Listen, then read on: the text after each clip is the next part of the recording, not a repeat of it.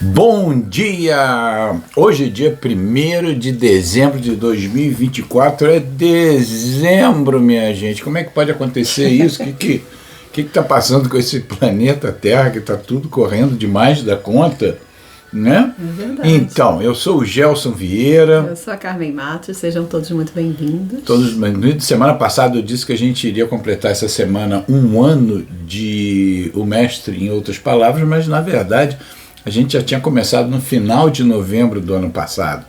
Então hoje a gente tem mais de um ano de Evangelho, O Mestre em Outras Palavras, essa proposta nossa de levar o Evangelho semanal na casa de cada um, né? Nós que já fazíamos já há algum tempo, e aí intuitivamente a gente falou, por que não multiplicar e dividir essas palavras, esse amor? E aqui nós estamos. Não esqueçam da sua água fluidificada, para que os mentores estejam colocando, né, nesse divino líquido tão essencial à vida, o que seja necessário para a gente, né? E aí a gente aproveita a pedir a presença dos nossos queridos mentores, que essa manhã, e qualquer que seja a hora que você esteja assistindo essa live, esse estudo, essa conexão com o divino, com Jesus, com as palavras de Jesus, que tudo isso seja feito com o acompanhamento da mais pura, iluminada espiritualidade, que possa trazer clareza, possa nos trazer abertura para aplicar tudo isso que a gente conversa, que a gente interpreta, que vem de Jesus na nossa vida atual. E aí a gente faz uma oração. Perfeito. Nosso Pai Nosso, a nossa Ave Maria, para a gente poder começar o nosso estudo de hoje. Isso. Pai nosso que estais no céu, santificado seja o vosso nome. Venha a nós o vosso reino. Seja feita a vossa vontade, assim na terra como no céu. O pão nosso de cada dia nos dai hoje. Perdoai as nossas ofensas, assim como nós perdoamos a quem nos tem ofendido.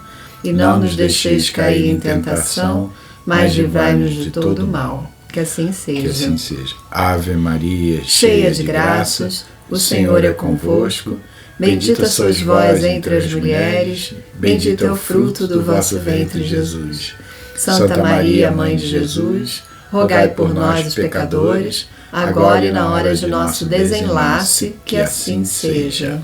Bom, minha gente, hoje a gente vai falar com um capítulo maravilhoso, como todos os capítulos, e é o capítulo 6, o Cristo Consolador. E ele é um dos capítulos mais curtos do Evangelho. E eu estava refletindo sobre isso e faz sentido, porque, na verdade, o acerto no bem é muito mais simples que a gente possa imaginar.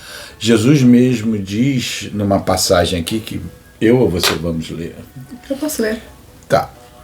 Eu posso ler. Tá, Okay. O jugo leve. O jugo leve. Vinde a mim, todos vós que estáis aflitos e sobrecarregados, que eu vos aliviarei. Tomai sobre vós o meu jugo, e aprendei comigo, que sou brando e humilde de coração, e achareis repouso para vossas almas, pois é suave o meu jugo, e leve o meu fardo.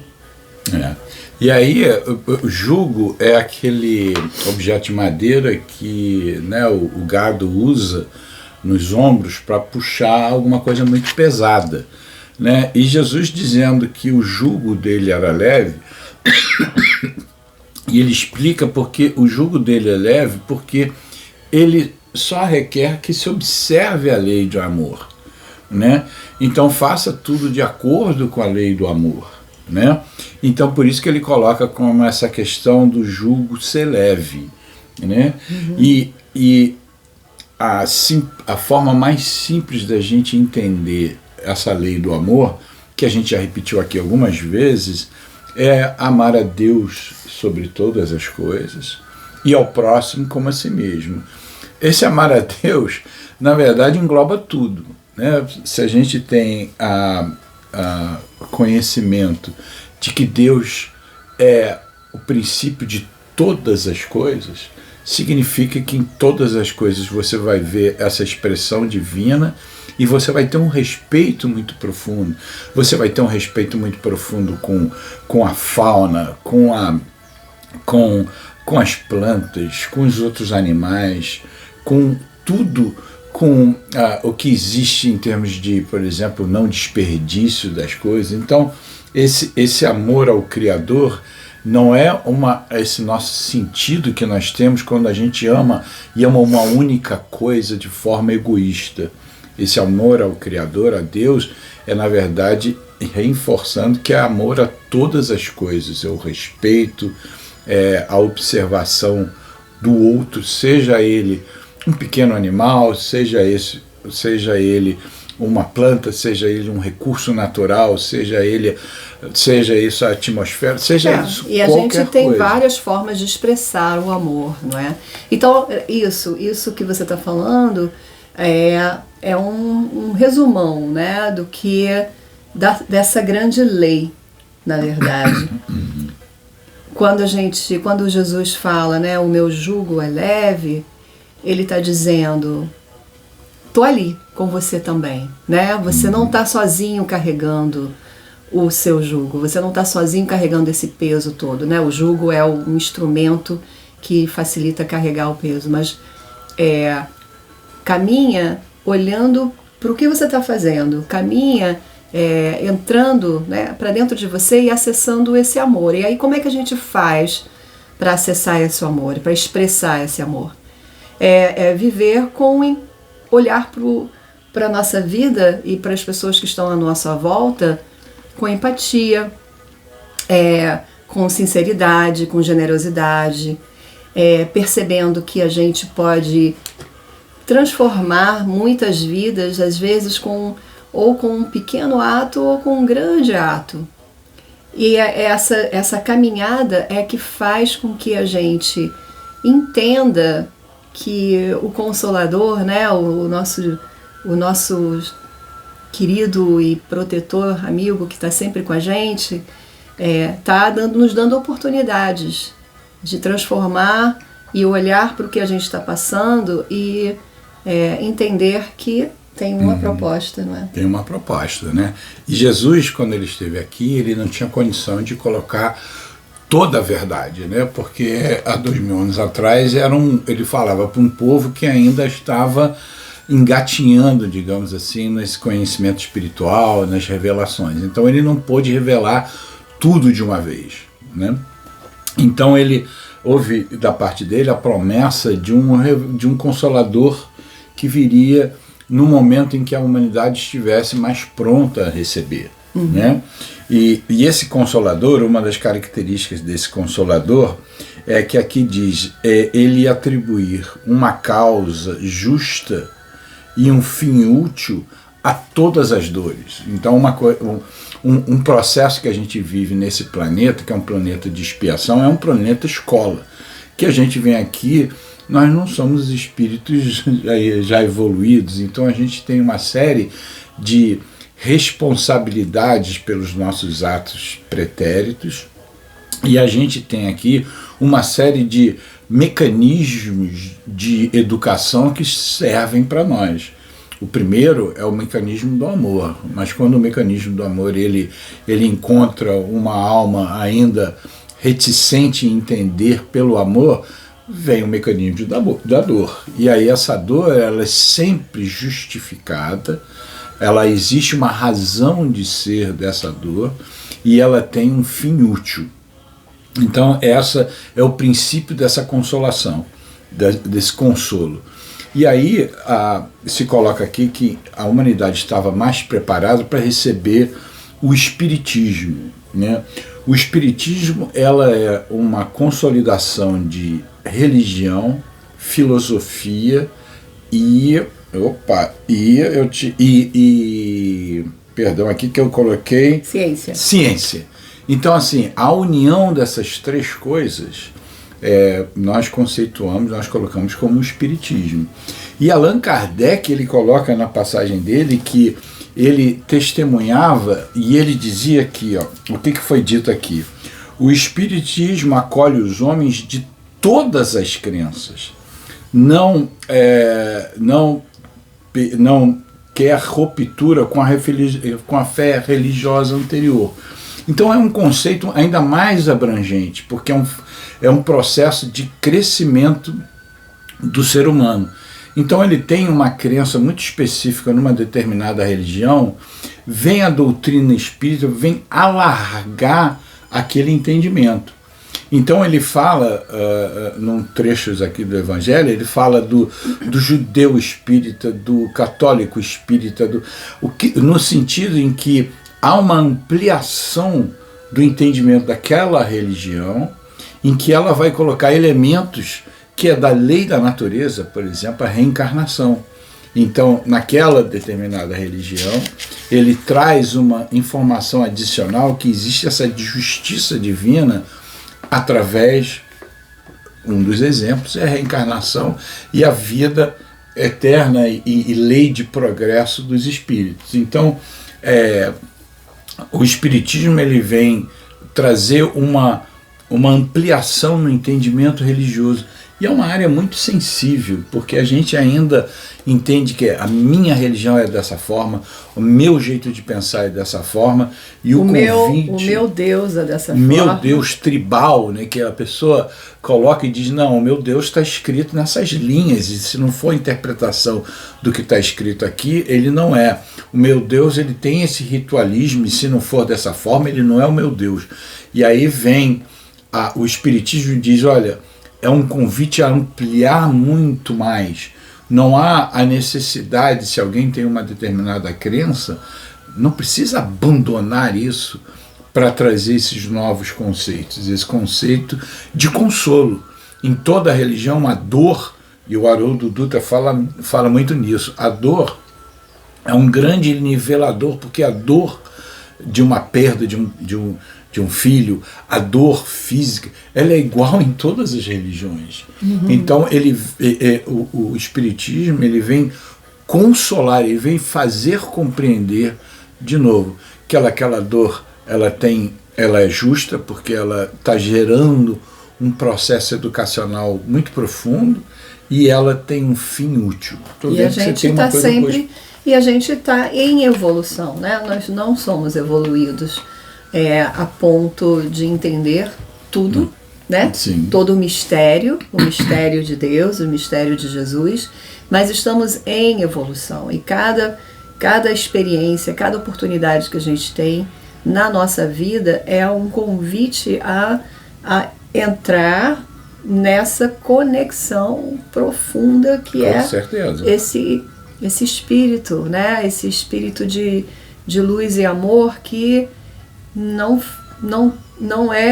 tem intenção nenhuma de fazer com que os seus filhos sofram ou que os seus filhos tenham dificuldades. Na verdade, é um convite a se auto-perceber, a autorresponsabilidade. Lá vou eu. Autorresponsabilidade. Lá vou eu na autorresponsabilidade, né? E aí, Jesus veio dizer que aonde você encontra Deus é dentro de você mesmo, né? É o seu templo interior, e mais de uma vez ele coloca, né, na hora que ele diz, você vai fazer a sua oração a Deus, né, vai fazer num lugar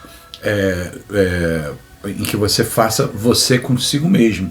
Então a necessidade do templo, a necessidade da coisa exterior, ela foi uma coisa criada pelo homem.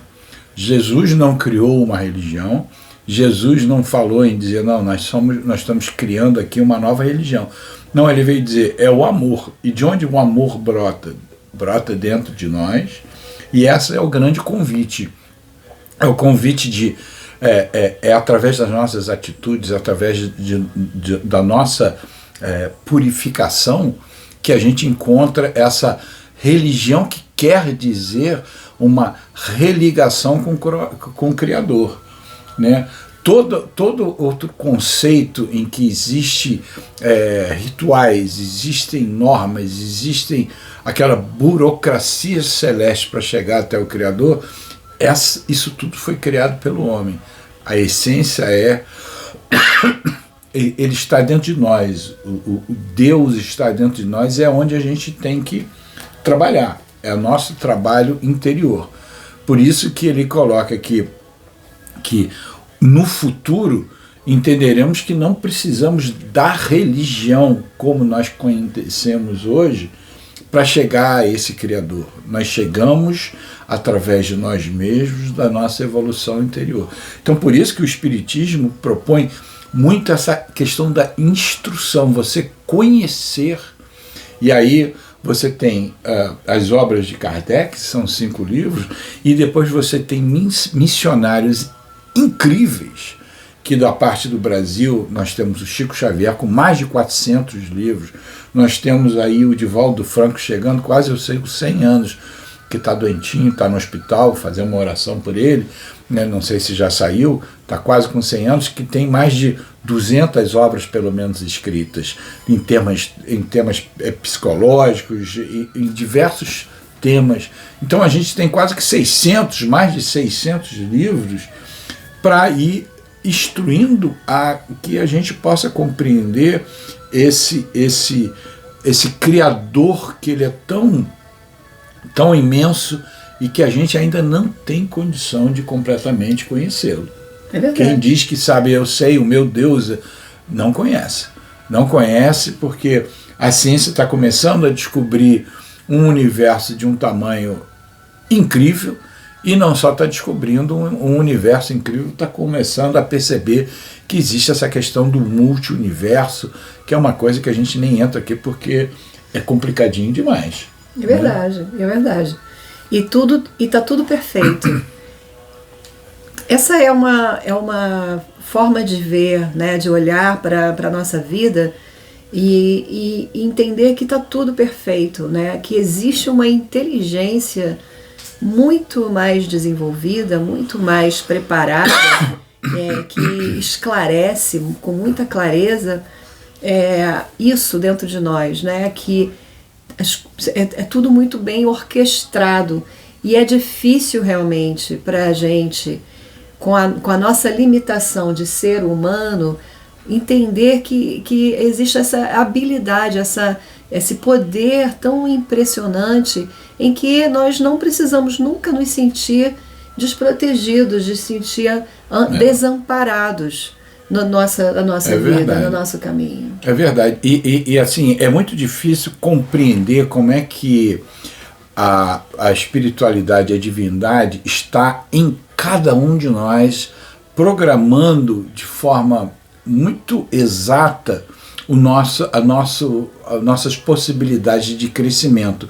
Tudo é útil, tudo que chega até nós chega com uma utilidade e chega a cada um de nós.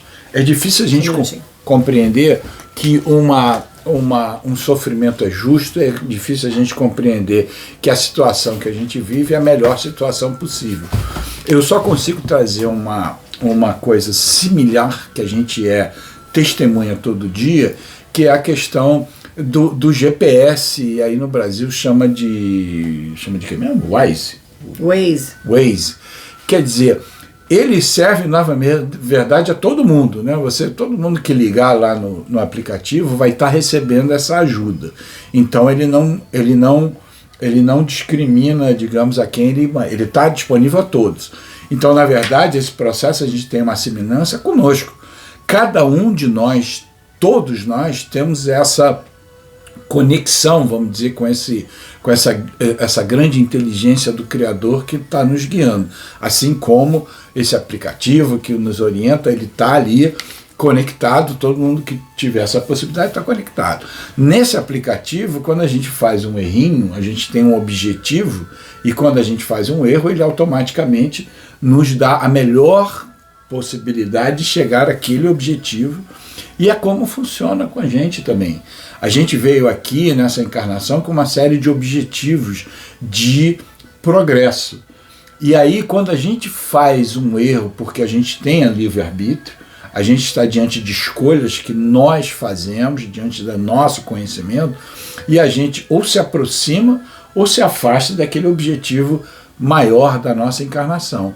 Quando a gente se aproxima, ótimo. Quando a gente está naquela direção, ótimo. Não existe razão para uma mudança de curso. Não há uma necessidade de um acerto, que muitas vezes ele é drástico, conhecido como um sofrimento, que é para nos ajustar. Então, se nós estamos caminhando no devido curso da programação, o que vem a nós é tudo programado dentro da melhor forma possível.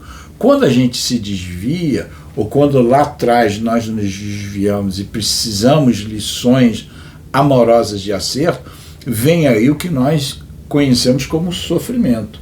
Mas o sofrimento, ele nada mais é, primeiro, ele não era o primeiro recurso. O primeiro recurso era pelo amor.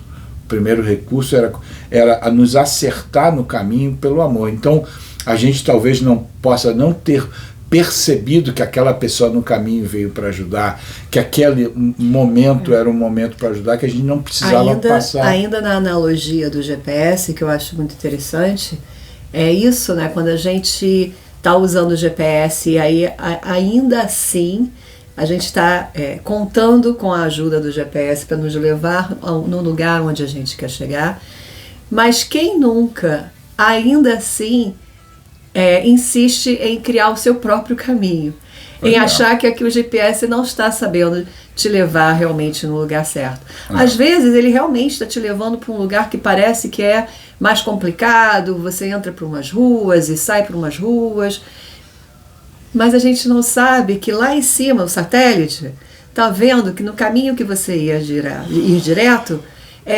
ia ter um acidente, ia ter alguma interrupção, teria algum motivo para que ele te indicasse um desvio. Mas mesmo assim, a gente insiste muitas vezes, não sempre, e aí vamos aprendendo. Vamos aprendendo, vamos percebendo que as coisas acontecem por algum motivo, que muitas vezes a gente não entende. Mas que existe essa grande inteligência olhando lá de cima com uma perspectiva muito mais expandida, numa clareza muito mais e que é impressionante. E o pedido qual é desse grande mecanismo de evolução? É as escolhas que a gente faz a cada minuto. Então, nós estamos presentes nesse minuto, temos escolhas a serem feitas. Essas escolhas estão dentro desta lei do amor. Então, eu estou agindo da melhor forma possível, eu estou perdoando onde me veio uma possibilidade de uma situação em que eu posso perdoar ou não perdoar. Qual é a escolha?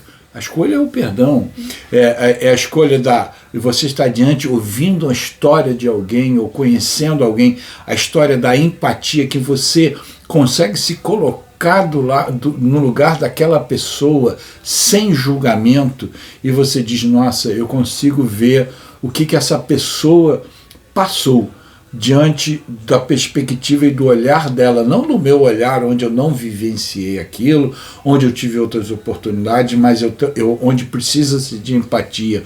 Eu estou usando empatia, aonde se precisa compaixão, e a definição que eu tenho pode não ser a definição exata, mas a compaixão é quando você, ao ter essa empatia, entender o que o outro passa, você age. Você diz, agora qual é a minha ação de realmente auxiliar essa pessoa. Então, a gente volta Isso sempre. É uma forma de amar, né? Uma forma de expressar o amor e entender que sim, nós estamos sendo convidados o tempo todo a inserir essa lei do universo, essa lei universal, essa lei que nos rege, que deveria estar cada vez mais presente na nossa vida. O perdoar e o não julgar é uma forma muito, muito profunda de amor, né? De amor pelo outro. Entender que o outro, ele é um ser humano fazendo humanices. E que tem também as suas dificuldades e tem também as suas limitações, e que você também já passou por situações em que você poderia ter sido julgado ou não, você poderia ter sido perdoado ou não, né? Então, é um convite eterno, né? Da gente expressar e praticar, não o faço o que eu digo, mas não faço o que eu faço, né? Ser o exemplo desse amor no seu dia a dia, né? E o nosso convite é sempre essa questão do opa. O opa que a gente sempre volta, e a gente quer que volte para que você, vivendo aquele momento com atenção plena, você diz assim, eu preciso acionar o meu opa aqui, eu estou prestes a fazer uma ação em que não está dentro daquilo que eu me proponho de ser uma pessoa correta, justa, amorosa. Então eu estou diante de uma possibilidade de julgar alguém, eu vou julgar alguém, eu digo, opa, observa, estou para julgar alguém, eu dou uma paradinha, o P do opa, eu dou uma paradinha, dou uma respirada, e qual é a minha próxima ação? A minha próxima ação é dizer assim, eu não devo julgar ninguém, eu não estou em condição de julgar ninguém, porque se eu for julgar alguém em um determinado nível, eu vou ser julgado por outros dessa forma, e eu não quero isso, né? Então o opa, naquela hora em que você observa alguém que está passando por alguma dificuldade, alguém que fez uma ligação para falar com você, um relacionamento difícil, nós estamos rindo porque todo o meu exemplo é um parente difícil. E ela falou, por que toda vez você põe um exemplo do parente difícil? Eu falei, a partir de agora eu vou usar o relacionamento difícil. Então, diante de um relacionamento difícil, você, naquela hora que você tem a tendência, diz que eu não tô, então olha só, eu tô tendo que acabar, porque tá. Você olha e diz, eu tô sendo uma oportunidade de mostrar empatia, porque o outro está no momento que precisa falar alguma coisa. Eu estou no momento de compaixão, porque eu vou fazer alguma ação realmente de auxílio, eu vou escutar por mais tempo, eu vou, se eu precisar ir na casa da... Enfim, a gente é preciso que a gente tenha entendimento do momento presente para dizer como daqui eu vou agir melhor. E a gente tem já essa percepção, porque a gente vem sido treinado ao longo de gerações em ser alguém que critica, olha, observa, ele observa, nossa, aqui não fez isso, até porque né, muitos de nós foi criado num dogma de um Deus que pune, né? Num Deus que te critica, que te julga, né? Que você é ali julgado. E na verdade o julgamento quem faz, né? Quem se coloca nesse lugar de ser julgado, você mesmo, né? Os nossos atos, eles são consequências, né? Então nós mesmos nos julgamos e nos condenamos e ficamos aprisionados, muitas vezes numa mesma história, numa mesma situação de dor, de desconforto, porque a gente fica nesse lugar, né? E o convite ao auto-perdão, de você dizer, errei, sei como errei, eu errei nesse momento, toda vez que acontece determinada coisa, eu tenho a tendência a fazer uma opção errada, então se perdoa, aprende e diz, na próxima vez eu vou estar atento a essa situação e vou fazer diferente. E aí é uma coisa contínua. Ninguém dá saltos de evolução, ninguém pensa uma única vez num erro que cometeu e diz, a partir de agora eu não erro mais. Não, você vai adquirindo uma consciência, você vai dizendo, puxa vida, eu tenho que trabalhar isso, eu tenho que dar uma paradinha antes de falar aquela expressão que eu magoei alguém, eu tenho que falar, essa paradinha, ela é muito fundamental e ela faz parte do nosso desenvolvimento pessoal, do nosso crescimento espiritual, mas principalmente da nossa autorresponsabilidade realmente, né? Não repetindo muito isso, mas quando a gente consegue olhar para dentro, quando a gente consegue ressignificar as nossas dores, a gente consegue sair desse lugar nessa perspectiva que se você não fizer o movimento, você vai estar sempre estando nessa perspectiva, não é? Então, quando você se trabalha, quando você se olha, quando você se entende, eu tô aqui já começando a criticar essa pessoa, deixa eu sair aqui desse lugar e olhar essa pessoa de uma outra forma, baseado no que eu já sei, baseado nas minhas experiências de vida. Tem alguma coisa queimando? É por isso que eu fui lá apagar, eu acho que esse fogo. Então, qualquer coisa, se tiver uma fumaça aqui... Já está apagado o fogo. Tá bom. Então, minha gente, estamos fazendo 30 minutos de live, desse momento maravilhoso. Peguem suas águas, que elas estão fluidificadas pelos bons amigos espirituais. Tenham uma semana maravilhosa, perfeita. Um começo do mês de dezembro maravilhoso, que é um mês de tanta reflexão, lembrando a vinda do nosso Mestre Jesus, o significado da mensagem de amor que ele traz, o significado da mensagem do perdão, do autoconhecimento, e estejamos preparados para esse mudança de ciclo com um ano novo que se aproxima, para a gente poder fazer as mudanças necessárias no nosso dia, nos nossos atos, na nossa forma de pensar.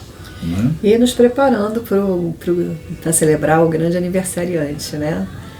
Que é o nosso querido Jesus, e que esse seja um ano de muita realização interna, né? Que a gente possa realmente celebrar esse dia como sendo uma renovação de oportunidades dentro da gente. Que assim seja. Namastê e fiquem com Deus. O cheirinho de queimado está bem fortíssimo. Já está tudo sob controle. Tchau, tchau. Boa semana para vocês. Tudo de bom.